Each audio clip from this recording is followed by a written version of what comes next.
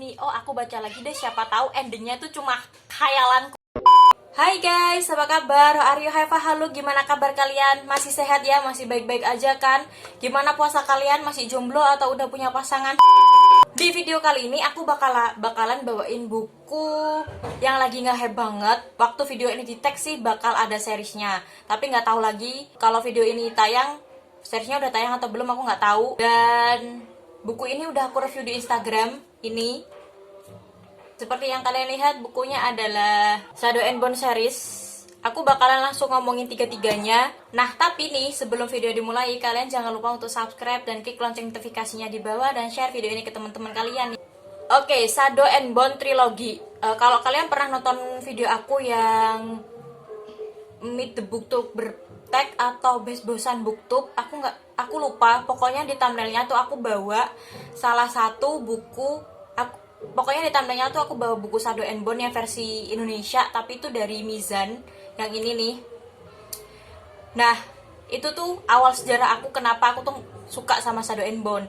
Jadi di tahun 2016, waktu aku pertama kali masuk kuliah kan, I was 17 kalau nggak salah, aku baru kenalan sama dunia buku, dan aku nemuin bukunya Shadow and Bone di BBW. Aku baca, dan bagus gitu. Terus aku searching kan di internet, ternyata bukunya tuh trilogi. Terus aku tahu tuh kalau bukunya nggak dilanjutin. Aku sempat berpikir buat baca versi Inggrisnya kan, tapi karena di tahun-tahun itu tuh aku baru banget di dunia buku dan belum tahu banyak hal di dunia buku. Bahkan aku tuh nggak tahu beli buku bahasa Inggris tuh di mana dulu. Jadi aku tuh pending gitu kan, menunggu selama beberapa tahun ya, berapa tahun ya tuh, dari 2016, 17, 18, 19, 20, 5 tahun untuk baca Shadow and Bone lagi gitu. Rasanya tuh kayak gimana gitu, kayak penantian panjang yang akhirnya aku bisa selesaiin buku Shadow and Bone. Dan inilah pendapat aku tentang Shadow and Bone setelah penantian selama 5 tahun. Buku pertamanya Shadow and Bone ini bercerita tentang Alina Starkov, yang dia itu bukan siapa-siapa, dia tuh hanya pembuat peta. Dan pada suatu hari dia itu ikutan ekspedisi militer untuk masuk ke Shadow Vault. Nah, di sana dia itu ternyata punya kekuatan yang sangat langka. Gitu ceritanya, udah gitu aja biar kalian penasaran, soalnya buku ini udah happening banget dan pasti kalian udah tahu lah ceritanya kayak gimana. Oke, seperti yang aku bilang tadi, aku membaca buku ini tuh pertama kali tahun 2016. Aku 17 tahun waktu itu. Dan aku yang baru usia 17 tahun tuh ngerasa kalau The Darkling dan Arena tuh sumpah edik banget, dan aku tuh merasa kayak I need more gitu.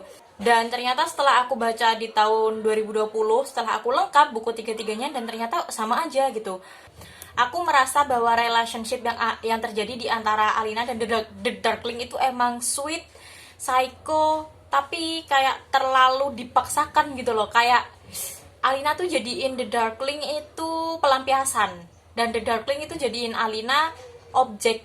Bang gak sih yang kayak gitu? Dan aku merasa kayak greget banget sama mereka berdua gitu. Konflik antara Alina dan The Darkling itu tuh bener-bener kayak sesuatu yang sangat-sangat aku nantikan. Kita next ke buku kedua. Next ke buku keduanya, Six and Storm. Buku keduanya Six and Storm ini tuh Alina mulai kayak diambang kebingungan gitu ya. Dan aku entah kenapa di buku ini tuh benci banget sama yang namanya Mal.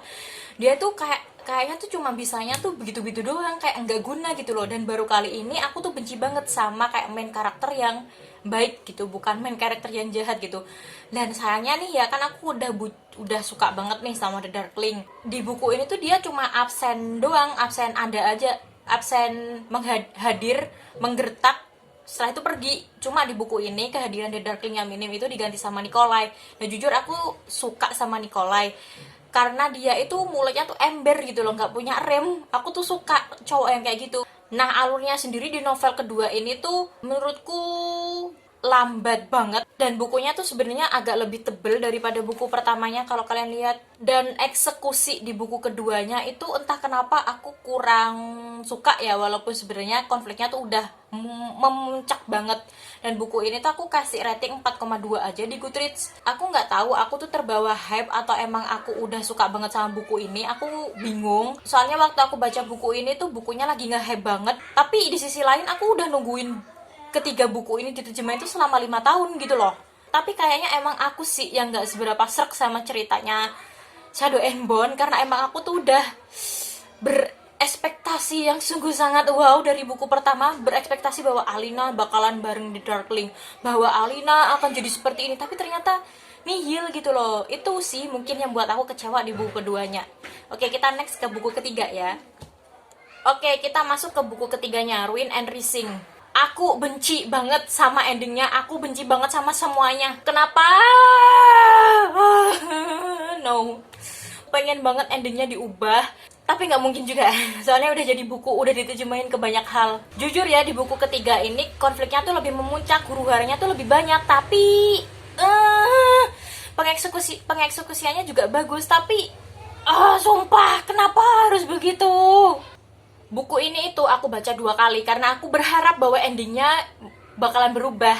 Walaupun aku baca 2 kali nih ya, aku tuh berpikir begini, oh aku baca lagi deh, siapa tahu endingnya tuh cuma khayalanku. Ternyata kan ya nggak mungkin gitu loh, soalnya endingnya tuh jelas-jelas kayak gitu. Siapa tahu tuh aku bacanya sambil tidur gitu loh, tapi ternyata kan ya enggak gitu. Emang aku aja yang masih berharap endingnya bisa berubah walaupun aku udah baca buku ini 2 kali.